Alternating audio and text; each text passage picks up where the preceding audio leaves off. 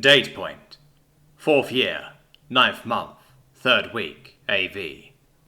Starship Sanctuary, Planet Aru, Elder Space. Zhu. Hitting something felt good. Gung Fu was a martial art after all. While practicing the movements had, she hoped, allowed Zhu to keep her form. You could repeat the Baohugui Shan all day, but it couldn't duplicate the feeling and experience gained from landing actual physical blows. The best way to practice punching was, well, to punch something. The fact that it was cathartic had nothing to do with it. Really, nothing. The Sanctuary's punch bag was therefore getting the most brutal work out of its existence. While the Galleons could easily have built one for her, she had never asked for one. It would have just been too embarrassing to break the first few, and too impolite to flaunt just how much stronger she was than them by doing so to a bag it would have taken 3 of them to lift. Now, though, she could feel just how long it had really been since she had last received proper guidance in her form. Her wrists and forearms hurt, and in the first few minutes she threw a few strikes where she missed the distance and either punched the air just short of the bag's surface, or else overextended herself, striking a point somewhere inside it. She wasn't off by much, but she was still off, she could tell.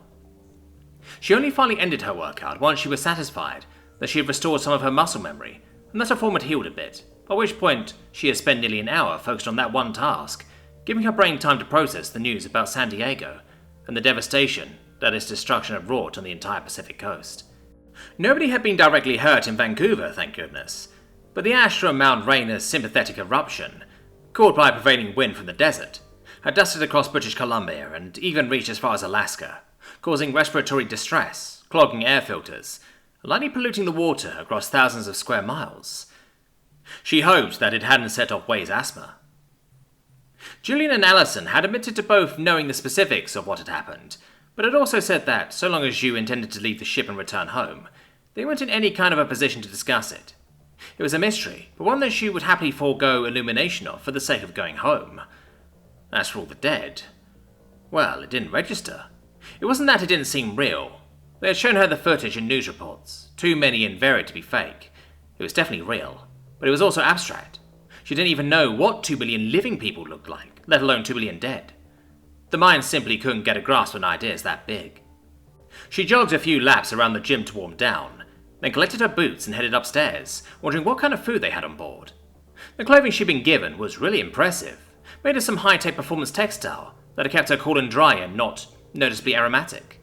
And it was made by humans for humans, understanding human needs. Luxury. With luck, the galley would be similarly impressive. Upstairs, however, the crew were talking quietly, and their expressions were worried. When she entered, Allison stopped speaking mid-sentence and gave her a gently apologetic smile. That said that while she, Allison, was glad to see her, Zhu had managed to arrive at an inopportune moment. "Is everything alright?" Zhu asked. "Sunset was half an hour ago, and we've not seen Zane since you came aboard," Kirk told her. She hadn't had the opportunity to get to know the tall white being yet. It wasn't that he had ignored her, but he seemed to be extremely busy with something or other, and had given her only a polite welcome aboard, and his assurance that they would become acquainted later on, if she'd liked. "Zane? Leave him behind," Zhu said. It came out as more of a snap than she had intended, but she had to stop her hand from touching the mark on her throat. "Even if I were inclined to do so," Kirk said, making it very plain that he wasn't. "We just found out that Vedrick isn't aboard either." "Vedrick?" "You ever met a Guvungun dragon buddy?" Lewis asked. "Oh, you have a..." Zhu asked, ignoring Kirk as he tried to correct Lewis. "I didn't see them." "He went straight into the city when we landed. Said that he was testing a theory," Amir revealed. "You were too busy waving knives at Zane and Julian to notice." Zhu blushed. "Julian snuck up on me. And Zane," she paused, "is missing," Kirk reminded them. "Well, what do we do?" Julian asked. "We search for him," Kirk said. "Julian, you and Amir can sweep the north quadrant. Allison, you and Lewis take the east. Miss Cheng?" "No." Zhu folded her arms. Kirk blinked. "I see," he said. "Not to press the issue, but I understand that you're rather physically formidable yourself, and..." "No." There was silence as everyone glanced back and forth at one another, with Lewis broke by clearing his throat. Hey, the hell happened with you two?" "That's between me and Zane," Zhu told him. "If you need me, I'll come running, but that..." She shook her head. "Just no." Kirk lowered his head, exhaling slowly. "I can see that is the end of it. Very well. Amir, if you could accompany me instead? Amir finally stopped giving Zhu a calculating stare and nodded. Okay, he agreed, though reluctantly. Alison stood. Sooner we get moving? She said. I'll be in my room, Zhu said. She held it together until the door was closed and locked behind her before the shake started. Date point. 4th year, 9th month, 3rd week, AV. Classify facility. Earth. Steve. Shitty luck, you got that right, somebody said as he entered. Steve sighed and grabbed a coffee. It was a fucking understatement, he replied. Christoph Lehman, the poor bastard who'd been puppeted into shooting a girl on Simbrine, had not taken the explanation of his situation well. There had been shouting, there had been crying. Both had been easier to bear than the dreadful, broken silence. I think it's pretty clear he needs to be on the suicide watch list, Carl said. Pretty clear, yeah. The fellow looks like he took a dump and found his liver in the bowl. Give the man some respect, Simmons. News like that would be rough on anybody. Sorry, boss. Boss nodded. Guess he's headed to Alaska then. Oh, yes, Steve said. That implant the Corty shoved in him may have cured his epilepsy, but it's too deep and invasive to remove. He'd be a lobotomized vegetable once the surgeries were done, assuming he even lived through the operation. Then there's his reputation, Simmons pointed out. Poor bastard was used to murder a little girl. No way to explain that one to the public without ruining him, or blowing the lid on the hierarchy. Boss shifted in his seat. I'm going to be advising the director that we can't keep that particular secret much longer, he drawled. His Georgia accent always got stronger when he was feeling emotional, though that was the most sign he gave. There's too much pressure now. The seizure all the people with translators had, San Diego, now this. The internet's already working overtime. Isn't there some plausible deniability there? Balestreri had always fallen comfortably into the role of devil's advocate. She wasn't actually an argumentative woman by nature, but she had a knack for spotting the alternatives and presenting them. If the story leaks, then we can just claim too much time spent listening to the internet conspiracy theorists. Nope. Only a matter of time before her layman gets his case taken up by a journalist or a human rights lawyer. The cat will be out of the bag before long, you mark my words. But if we let it out ourselves, then the details of Operation Exorcist can remain secret. You're the boss? Yup. What happens if the hierarchy do panic and step up their plans? At least we'll have taken the initiative, Carl said, rather than playing catch-up. Best we can do, Boss agreed. Alright, folks, get some rest, do your paperwork, whatever. I'll see you when I get back from DC. Date point. 4th year, 9th month, 3rd week, AV. Om-Ura-U, Utan. Planetaru, Elder Space. Alison Buer. If there was one thing Lewis was terrible at, it was taking a hint once he was fixated on the train of thought. Seriously though, what do you think? He'd rape her or something? She doesn't want to say, and that's the end of it, Alison told him. It was cold in the desert at night. She'd known that, but still hadn't quite registered that the temperature would be in freefall within minutes of sunset. She was almost mentally counting down until the first fog started to appear on her breath. It didn't help that the deserted city had an eerie, unsettling quality to it. If the place had been truly abandoned, plants growing all over everything, walls falling down, that kind of thing, then it wouldn't have been so bad, but the place was still slightly alive, thanks to the automated maintenance and civil engineering systems that the Omu-Aru had laced through the ancient conurbation at the height of their power. Everything was still clean, still standing, just empty. It was almost like walking through her own home city of Phoenix, except that the road signs were alien, the proportions wrong, and the silence. It was cloying. It stuck to everything. The desert breeze and the hiss of sand only seemed to amplify the silence rather than dispel it. And when occasional little animals or robots moved around in the dark, it set every ancient monkey danger instinct in her body off. She'd always hated the dark. You gotta speculate though, right? Lewis persisted. Alison stopped and grabbed his arm, hard, prompting a wince and a noise of complaint. Lewis, shut up! She let go and listened, ignoring Lewis as he rubbed his arm and made irritated self-vocalizations. There was definitely noise and a glow coming from a nearby building. Zane, that you?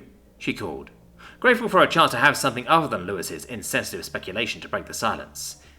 It wasn't Zane. Instead, an Omu-Aru shuffled out into the street, raising a glowing white stick. Aliens came in all shapes and varieties, and the temptation was always there to compare them to mixtures of human species back on Earth. Blue giraffes, white zebra giraffes, raccoon persons, and so on.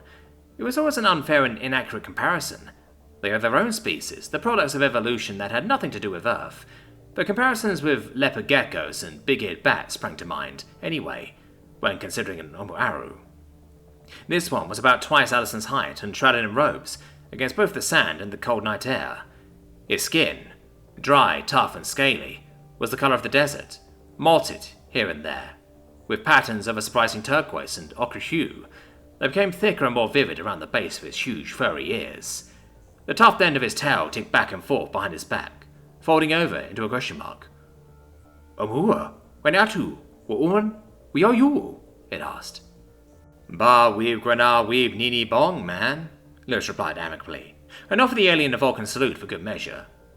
Allison rolled her eyes and put a hand over her mouth to cover her smile. "Oumuamua, su umu." "Sure, dude, whatever. Guess there's no point in asking if you saw a big black dude who talks even weirder than you go past, huh?" "Huh? Huh. Guess huh is a universal, huh?" "Huh." The alien disappeared into the building again.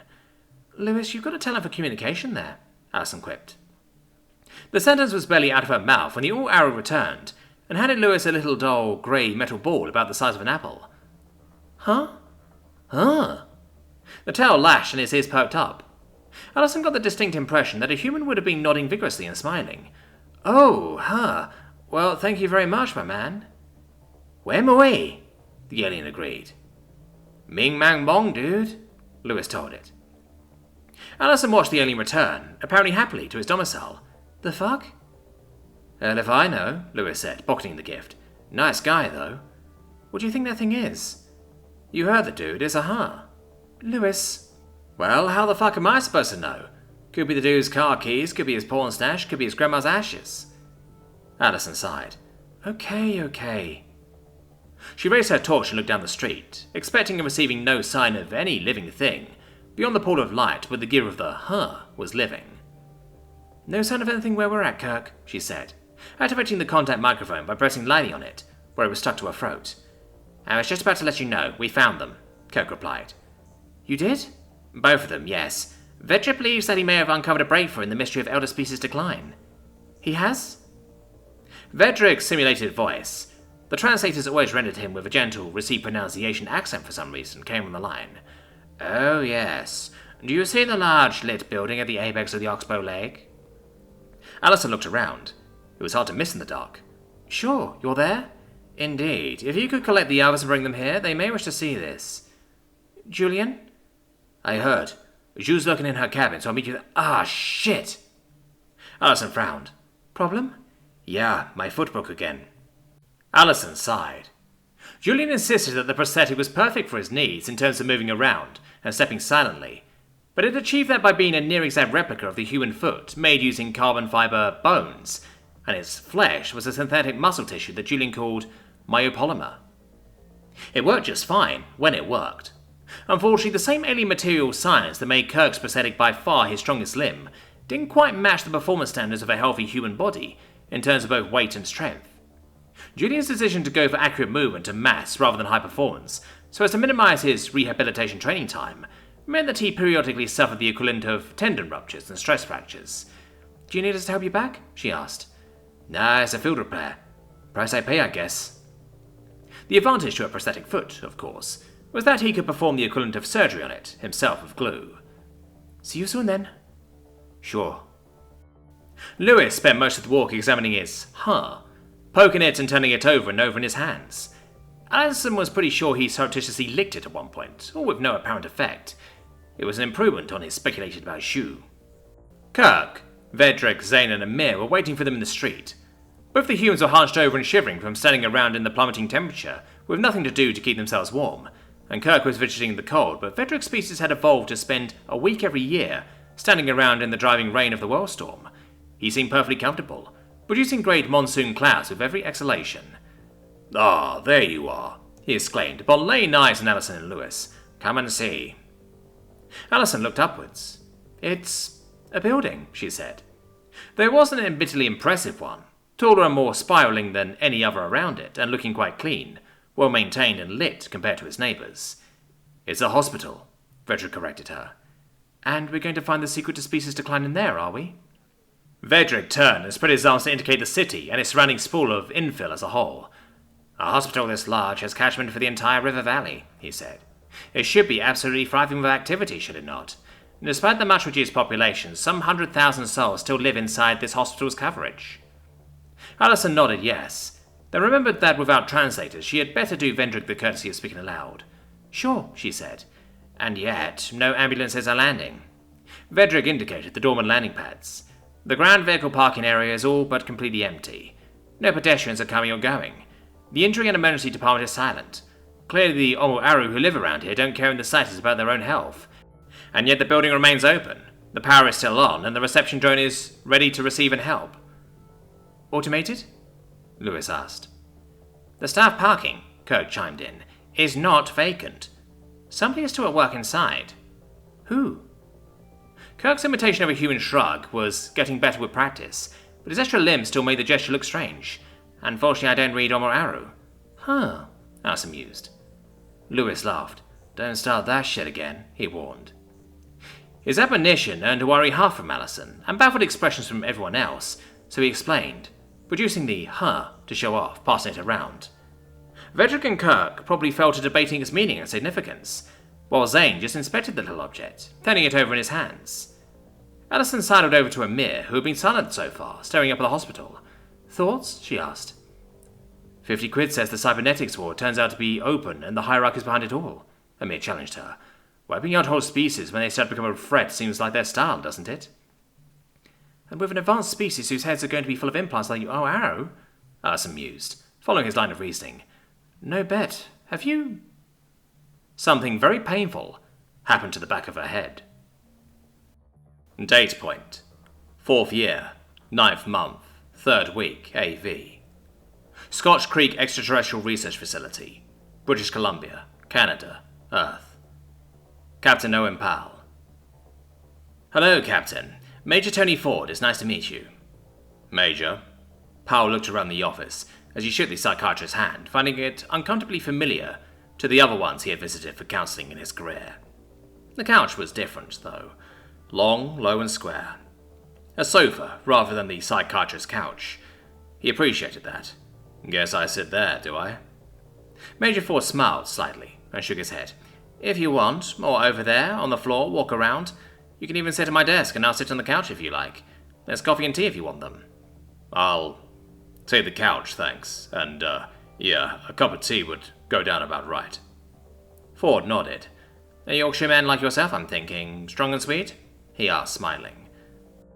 Powell produced a very, very little tired laugh through his nose. You got me banged to rights there," he said. Ford made the drinks quietly, giving Bow time to settle in and get the measure of the room a bit more. On second glance, there were personal touches everywhere, not least of which was a dog basket in the corner, in which a dark little terrier was sat, watching him with wide-eyed interest. Her tail flopped over uncertainly in response to the attention. "Oh, that's Peggy," Ford said. "Don't worry, she's as good as gold. Won't even leave the basket without permission," he added fondly, smiling at her as he handed over the tea. "I'm not going to wind up talking to the dog, am I?" Power asked. "Not if you don't want to, but she's half of the partnership and there if you need her." "Aye, let her out." "Come on, Pegs, say hi," Ford ordered. The dog bounded happily across the room and sat in front of Powell, giving his hand a little lick as he scratched his ear. "Were you always a psych major?" he asked, noticing a few other personal effects around the office, one of which was unmistakably a large piece of shrapnel. "No, I cross-trained," Ford said, settling back down at his desk. "I was escorting EOD teams on my first 2 tours." "Nice one," Powell said, genuinely impressed. "But why the move?" "We lost a man.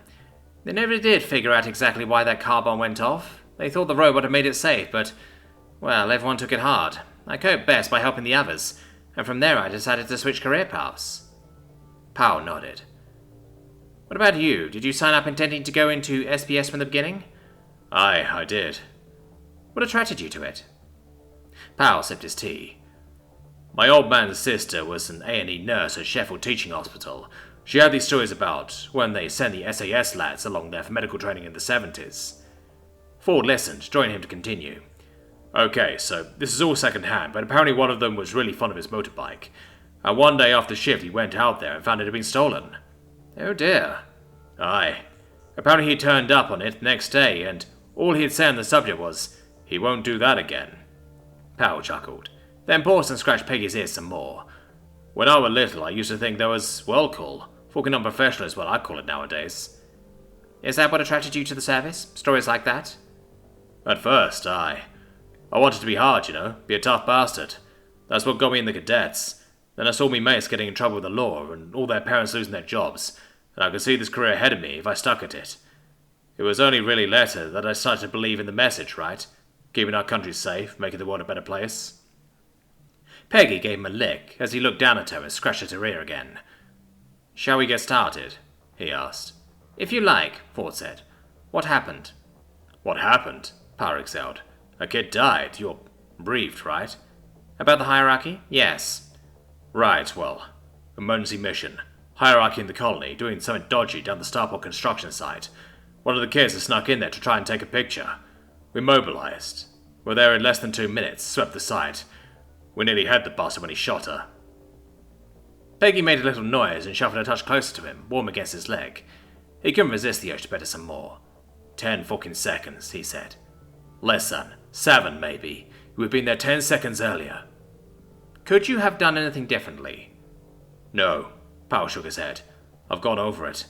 We did everything bloody perfect. I can't bear to tell him this, but our lads poured out the best day's work they'd ever done. There's not a single fucking learning point in the entire bloody operation. Perfect. He sighed. And we still got there 10 seconds too late. I'm interested. Why can't you tell them? Well, what's that going to achieve? Powell asked. Sometimes there's not enough silver fucking lining in the world. And that's hard to accept? No, that part I can accept. Failure is always an option, no matter how well you do. That's not what hurts. Hurts? Ah, I'm injured, Powell replied. Sure as if I'd been shot in the gut. One of my men had to chew me the fork out to make me come in here. Do you think he was right to? Abso-fucking-lutely, Powell asserted. I've been beating myself up, losing sleep, taking it out on the lads. I've been a bad commander the last few days, and that's gotta fucking stop. You sound angry at yourself. Yeah, I am. I thought I was just angry at the hierarchy, but no, fuck that. I am angry at them, and at myself, and at... He fidgeted, then patted the dog when she whined at him. Ford gave him a minute, then suggested softly, Anger can be constructive. Yeah, Powell said. I know that. Me and Anger are old friends. We get on just fine, mostly. And I reckon that's what's giving me trouble, is that it's not constructive to be angry with the person I'm most mad at. Who? Powell picked the dog up. The girl, he told her, very softly. I'm angry at the victim. Date point. 4th year, 9th month, 3rd week, AV. Utan, Planet Aru, Elder Space. Alison Bueller. Blurs. Noise. Warm hand on her cheek. Julian. Alison. Now, how did speech go again? Oh, yes. Oh, shit, you're awake. You had me scared there. Hurts. Hey, look at me, okay? Alison forced herself to focus on his eyes. He shone a light into her face and stared intently at them for a second, checking the dilation of her pupils before finally nodding. Okay, you're okay, I hope. Happened. She tried to move, then collapsed as nausea washed over her. You tell me. I got here, you and the guys were all unconscious. Kirk and Zane are missing and Vedrick. He indicated a breathing mountain of dark fur that was crumbled at the foot of the hospital stairs, with shoots of dark red moving up and down it. I think Zane was planning to knock him out as well, but I think he's really hurt. I can't get him to say anything. Alison squinted at him. Well, she knew every word in what he had just said made sense, and so did the arrangements too. For some reason, she just couldn't quite... It clicked. Shit, Vedrick! She stood again, squashing the nausea this time. Whoa, hey, maybe you shouldn't... Maybe I should, she grunted, teetering on her feet as she sagged towards Vedrick. The hell did he hit me with? Looks like a steel ball of some kind. Julian held it up. Oh, the her. What? Forget it. How are the guys? Alive, but barely responding. You all got serious concussions, I don't know. Nothing we can... The word she was looking for was a fuzz that just wouldn't resolve, so she aborted the sentence and concentrated on remaining upright, just long enough for her legs to gratefully give out and dump her by their Gunnavrag comrade's head. Vedrick? It was hard to tell, but she thought he moved slightly. Vedrick, I guess you don't handle pain like we do, but I need to know if you're conscious to do anything, okay? One of Vedrick's huge bloodshot blue eyes rolled open from behind 3 layers of nictitating eyelids. I looked right at her for just long enough to confirm he was still among the land of the living, then screwed shut again in agony. Allison knew how he felt. Come on, I can't stop the pain if I don't know where you hurt, she said, grateful to have something to focus on. It was helping her work through the concussion. Chest, the big alien coughed, eventually moving his hand where it was cradling his flank. There was an obvious dent there. Shit, no wonder you're like this. She was carrying 2 medical kits. The smaller one, the green bag on her belt, was made by and for humans. Any one of the painkillers and treatments it contained might kill Vendrick outright. The other, a metal box above the sci-fi forearm, was intended for use on aliens, and came with the major advantage of being pseudo-intelligent, capable of diagnosing, prescribing and prognosticating injuries and ailments in all known interstellar species. Humans, sadly, weren't in its database yet, and probably never would be. Allison knew from past experience that most ET drugs simply didn't work on Deathworlders. Gunnavrag patient, fractured ribs, she informed it, and held the device's black end, a low-power, short-range medical scanner, over the break. She held her breath as it took the measure of the damage, and exhaled happily when it reported that the injury, while undoubtedly agonizing, was not life-threatening, and ordered her to apply its injection end to 3 spots around the wound. It hissed alarmingly as she did so, but Vedrick seemed to appreciate whatever it did, as he relaxed and made a noise very like, ah. Painkillers? A local anesthetic and a regenerative, most likely, Vedrick replied, returned to his usual communicative self. Thank you, Allison. I fear had he punched me much harder, then I would no longer be with you. You rest. Look after Amir and Lewis, she told him. We've got... Ugh. She had stood up, and had to steady herself on Julian. Allison, you need bed rest, he told her. Fuck that, we got to get back to the ship. Of course, Julian said. Right, he's obsessed, I knew it. He saw his chance and took it. You should be flattered, Vedrick commented. He rendered you unconscious first. I doubt he'd have done it at all if Junior's foot hadn't broken, Allison retorted. Come on, let's get after him. She was down if she was going to let a few spinny buildings, and the way her own limbs felt blurry, stop her from getting payback.